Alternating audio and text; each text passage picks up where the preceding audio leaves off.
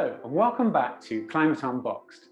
Today I want to show you how to extract a time series of information for a particular latitude longitude point from a gridded data set. So you might have a gridded data set for a large region, maybe it's a global data set, possibly on a latitude longitude grid like the one illustrated behind me, and you may want to extract the information for this specific location within one of these grid cells, where you may have a city of interest, or maybe you have a field site of interest.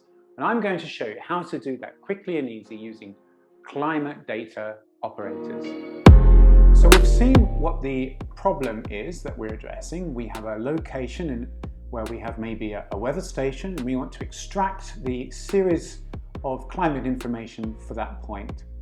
Now, how do we do that? Now, the first thing to realize is that this essentially is a mapping or regridding problem. Now, we've already covered remapping in an earlier video, and you can actually view that by clicking on the pop-out banner right above my head now. That side, no, this side. I've always wanted to do that. And you can see about the various remapping techniques. Now, in that video, I cover the full range of techniques. Remember, one of them was the nearest neighbor, where we could just pull out the value from the nearest grid cell. Another was bilinear interpolation. So we're going to see it's actually very simple to extract the information for a point using CDO. And that's because in addition to the other grid specification methods for remapping from one grid to another, CDO actually has a built-in functionality to enable you to extract information for a grid point. And the form is this: we say remap method, and then we specify the location using longitude equals X, latitude equals Y, and then we simply have the input file and the output file in the same way that we've seen previously. We can have nearest neighbor remapping, for example, and then we have a longitude and latitude specified. Here's another example with bilinear interpolation.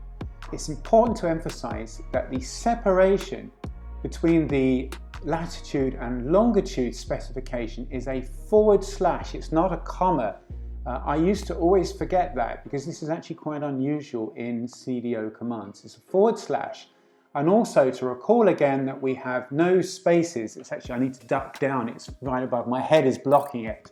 We have no spaces between the remap command, the longitude and latitude. It all has to be together. So let's see this in action, shall we? In this directory, I have one file, T2M. If I open it with NCView, let's make this a touch bigger.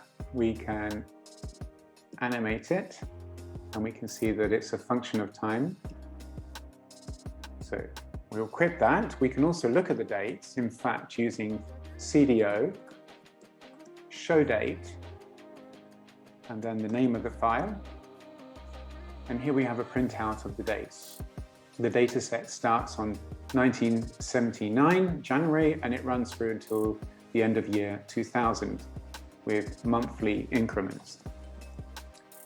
So now we want to simply extract a point. So we use CDO, remap, and we need to choose the kind of interpolation. So for this example, I'm going to use bilinear interpolation. And we need to specify the longitude point first, and then the / and the latitude point. So I'm using 90 degrees west and 30 degrees south for my example point.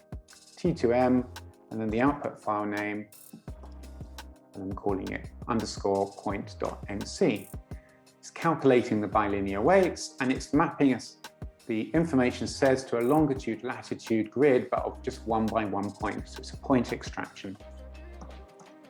And now if we open the output file, there we have it. We have a time series of the evolution of the temperature at the location 90 west, 30 south, derived by bilinear interpolation from the 4 surrounding points of the original data set. So there we have it.